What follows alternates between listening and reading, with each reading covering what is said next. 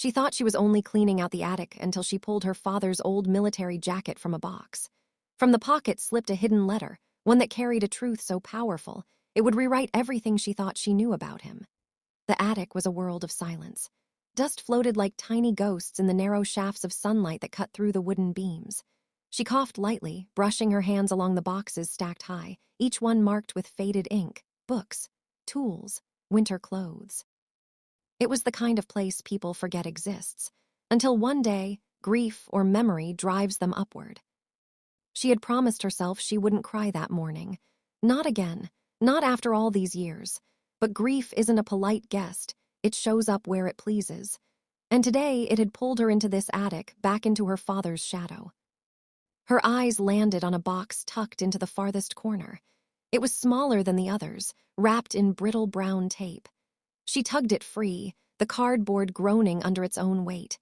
Inside, folded neatly as though waiting for her, was the jacket. Her father's jacket. Olive green, worn at the elbows, smelling faintly of leather, earth, and time. She hadn't seen it since the funeral.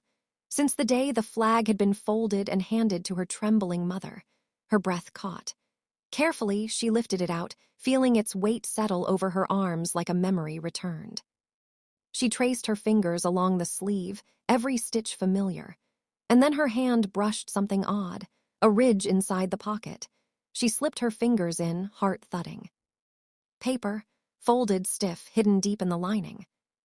Her stomach knotted. She pulled it free. It was a letter. The paper was yellowed, edges soft with age. On the front, in bold ink, was her father's handwriting. She recognized it instantly, strong, deliberate, the kind of writing you couldn't mistake. Her hands shook. She almost couldn't bring herself to open it. What if it was nothing? What if it was everything? She unfolded the paper. The words stared back at her, sharp and alive despite the years. And in that moment, time collapsed. Her father's voice rose from the page as if he were standing right beside her, speaking across the silence.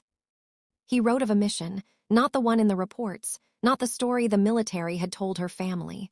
No, this was different. This was the truth. Her father hadn't simply died in combat. He had been part of an operation so dangerous, so buried in secrecy, that not even his closest brothers in arms spoke of it. A mission where he had made the choice, the impossible choice, to stay behind so others could live, to walk knowingly into the fire while the men he led escaped into the night. She pressed a hand to her mouth, tears breaking free. All those years of silence, of confusion, of unanswered questions, suddenly they weren't empty anymore. The letter filled them. He hadn't been lost, he had chosen. Every line was soaked in his spirit, courage, sacrifice, love. He didn't write to boast. He wrote to explain, to let her know one day that his life hadn't ended in shadows, but in a moment of light. Her knees gave out, and she sank onto the attic floor, the jacket pooling around her, the letter trembling in her hands. She could see him now, not just as the father who tucked her in, but as the soldier who had carried others to safety, even as he walked toward his own end. The attic was still silent, but the silence no longer felt empty. It felt alive, echoing with his voice, his choice, his sacrifice. And in that moment, she understood. Her father wasn't just gone. He was here, woven into the fabric of that jacket, the ink of that letter, the beating of her own heart. She had gone into the attic looking for boxes. She came down carrying a legacy. Because courage doesn't vanish. It hides, waits, and then returns, just when we need it most.